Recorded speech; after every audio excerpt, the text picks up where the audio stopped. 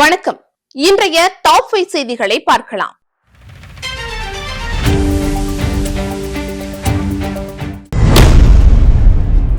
பாமக நிறுவனர் ராமதாஸ் கடந்த 45 ஆண்டுகளுக்கும் மேலாக தமிழக மக்களுக்காக உழைத்து வருபவர். இன்று அவர் மனதை மாற்றி என்னை பிரித்துள்ளனர். இப்போது ராமதாஸை சுற்றி துரோகிகள், தீய சக்திகள், திமுகவின் கைக்கூலிகள் இருக்கும் வரை அவருடன் இணைய மாட்டேன் என பாமக தலைவர் அன்புமணி தெரிவித்துள்ளார்.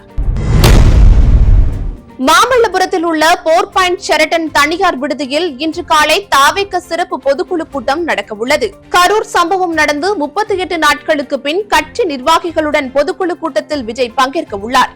தொண்டர்கள் ஆர்வ கோளாறில் கிழக்கு கடற்கரை சாலைகளில் வாகனங்களில் வந்து குவியாமல் இருக்க பல்வேறு கட்டுப்பாடுகளை தாவேக தலைமை விதித்துள்ளது.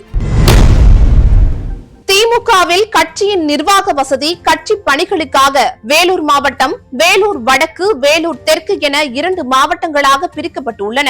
வேலூர் வடக்கு மாவட்ட பொறுப்பாளராக திமுக பொதுச் செயலாளர் துரைமுருகனின் மகன் கதிர் ஆனந்த் எம்பி நியமிக்கப்பட்டுள்ளார். கதிர் ஆனந்திற்கு பொறுப்பு வழங்கப்பட்டுள்ளதால் கட்சியின் நிர்வாகிகளும் தொண்டர்களும் திமுகவில் வாரிசு அரசியல் தொடரலாமா என சமூக வலைதளங்களில் கொந்தளிக்க துவங்கியுள்ளனர்.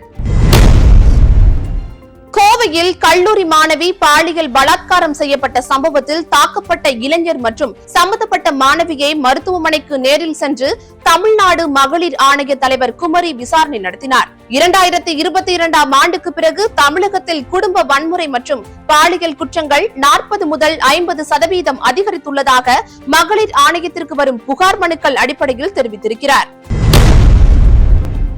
உறுப்பு மாற்று அறுவை சிகிச்சைக்கான உரிமத்தை திமுக அரசு ரத்து செய்ததை எதிர்த்து சென்னை உயர்நீதிமன்ற மதுரை கிளையில் வழக்கு தொடரப்பட்டது.